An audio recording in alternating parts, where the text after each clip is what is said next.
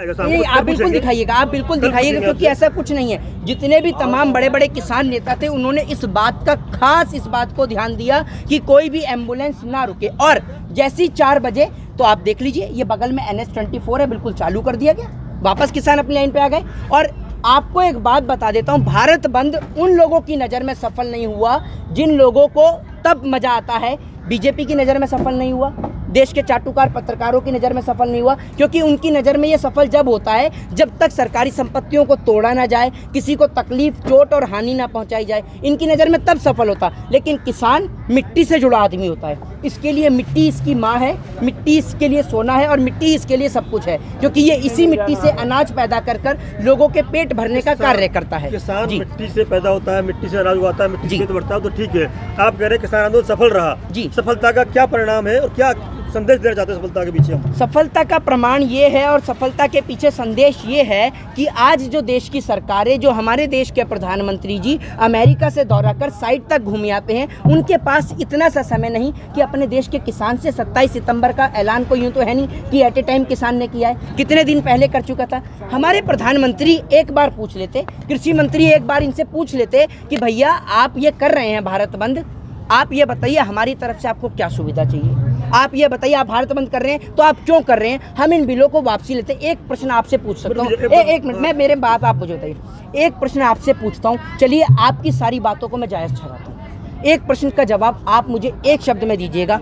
जब हमें पता है कि इस बिल के जरिए हमारे 650 से ज़्यादा किसान भाइयों ने अपनी जान को खोया, हमें पता है हमारे किसान भाई सड़कों पे बैठे हुए हैं, हमारे किसान भाइयों को गर्मी का सामना करना पड़ा, बरसात का सामना करना पड़ा और धूप का सामना करना पड़ा, तो क्या हमारे देश की सरकार एक बिल को वापसी नहीं ले सकती? एक बात आपसे पूछ रहा हूँ, जब लोग हम कहते हैं हम सरकार की बात से कह रहे हैं कि फ़ायदा है, लेकिन जनता नहीं लेना चाहती, तो आप क्यों दे रहे हैं ज़बरदस्ती? देखिए, अगर जनता आपसे एक सवाल में जवाब वापस होना चाहिए, नहीं होना चाहिए? जी, जवाब दे रहा हूँ, मैं दे रहा हूँ जी। जनता की बात करते हैं आप, वो कहते हैं मुट्ठी भर किसान है, जनता है नहीं, जनता अगर नहीं होती वो जीतती क्यों?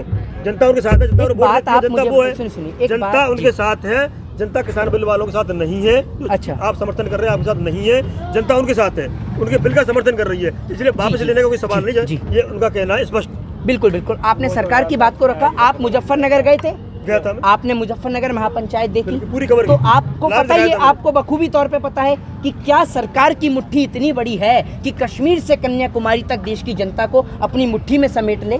बताइए, अगर सरकार की मुट्ठी इतनी बड़ी है तो आप कह सकते हैं मुट्ठी भर किसान है, वरना ये पूरे हिंदुस्तान का किसान है जो आज अपनी जमीन के लिए, अपनी मिट्टी के लिए इस लड़ाई को लड़ रहा है। मोहित जी, मैं यही प्रश्न पूछूंगा, माननीय प्रधानमंत्री दौरा और उनका साइड इंस्पेक्शन है जो सेंट्रल विस्टा का पार्लियामेंट, ये प्रश्न है, पर मेरा प्रश्न ये है अभी भी दोबारा आपसे कि जो सफलता का प्रमाण दे रहे हैं कि आपका भारत बंद सफल रहा जी, और आप कह रहे हैं इससे किसी को ज्यादा तकलीफ नहीं हुई जी, संदेश क्या दिया आपने इससे? संदेश हमने यही दिया कि सरकार जो लोगों का, देश का पालनहार किसान है, उसको सड़क पे बिठा रही है, तो सरकार को भी एक संदेश जाना चाहिए और सरकार को भी पता चलना चाहिए कि आंदोलन लगातार चल रहा है और भारत बंद का करने का मतलब सिर्फ यही था, भारत बंद करने का मतलब सिर्फ यही था कि लोगों को पता चले कि भाई किसान आज भी सड़क पे बैठा है और आज भी उसकी कोई सुनने वाला नहीं है, क्योंकि सरकार जब प्रेशराइज होगी, जब आम जनता इस किसान के साथ जुड़ेगी, और आज आम जनता जुड़ चुकी है। और इसीलिए जो हमारे आस पड़ोस में रहने वाले लोग हैं, मैं दोबारा इस बात को रिपीट करूंगा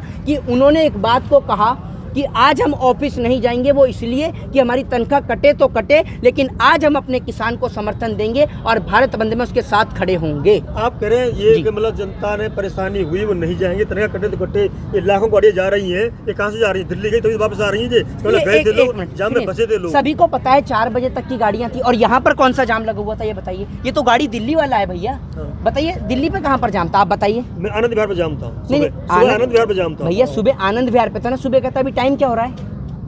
अभी एक मिनट अभी देख लेते हैं, अभी टाइम हो रहा है। मेरा प्रश्न ये था भैया, 4:50 हो रहे हैं और 4 बजे तक का भारत बंद का ऐलान था, क्या 1 घंटे में रोडों पे गाड़ियां नहीं आएंगी? बताइए।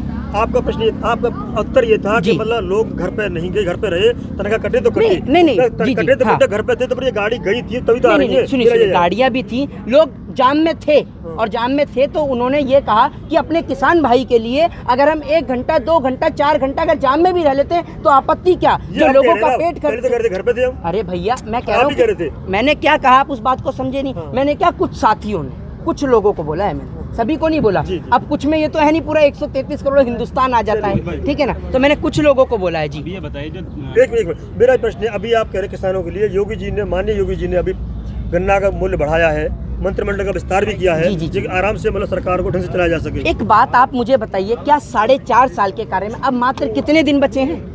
अब इस सरकार के मुश्किल से 4 महीने बचे हैं और 4 महीने भी इलेक्शन कैंपेनिंग के हैं। क्या 4.5 साल में योगी जी को गन्ने के दाम बढ़ाने की याद नहीं आई? तो आपको भी आसानी से पता है। अब ये आपके ऊपर डिपेंड करता है कि आप इस सवाल का जवाब दें चाहे ना दें। आपको भी पता है कि ये सरूफा दिया गया है देश के किसान। प्रधानमंत्री जी बोल रहे अभी तो 25 रुपए बढ़ाए हैं अभी तो 5 साल में भैया प्रधानमंत्री जी ने कहा कि अभी तो 25 रुपए बढ़ाए हैं। महीने की तो बात है, दुगनी हो जाएगी। नहीं, दुगनी हो जाएगी। बिल्कुल। कैसे दुगनी होगी? ऐसे दुगनी होगी जैसे हमें 2 करोड़ रोजगार मिला, वैसे दुगनी होगी जैसे आज आप बुलेट ट्रेन में सफर कर रहे हैं, या वैसे हो जाएगी जैसे आप 100 स्मार्ट सिटियों को बनते हुए देख रहे हैं। कैसे दुगनी होगी जरा ये बता दीजिए। आप स्मार्ट सिटी की बात कर रहे हैं, आप सेंट्रल विस्टा की बात नहीं करते, सेक्रेटरी बजट नई पार्लियामेंट की बात नहीं करते। भाई आप एक सुनिए शुरुआत तो हुई। अरे भैया 7 साल में सिर्फ शुरुआत ही हुई है। चलिए एक बात मुझे बताइए, पार्लियामेंट में इस देश की गरीब जनता, 133 करोड़ जनता में से गरीब जनता कौन सी पार्लियामेंट में जाती है? इस बात का आप जवाब दीजिए। गरीब जनता के प्रतिनिधि जाते हैं वहाँ पे। भैया गरीब जनता ही चुनती है उनको, वही भेजती है वहाँ पर। गरीब जनता के कैसे प्रतिनिधि? जो आज देश की जनता को नंगा कर खुद 10 लाख का सूट पहनते हैं, वो प्रतिनिधि? या वो प्रतिनिधि जो देश के किसान के उनके पास मिलने का समय नहीं है, लेकिन बांग्लादेश और अमेरिका का दौरा करने का उनके पास समय है? किसने चुना था? चुना तो जनता नहीं था, चुनती जनता ही है। चुनती जनता ही, और गलती भी जनता से ही होती है, और गलती को सुधारने का काम भी ये जनता ही करती है, और अब बखूबी इस गलती को सुधारेगी। आप मतलब बीजेपी के पीछे क्यों पड़ गए? भाई आप एक बात मुझे बताइए, मैं बीजेपी के पीछे पढ़ूं तो क्यों ना पढ़ूं?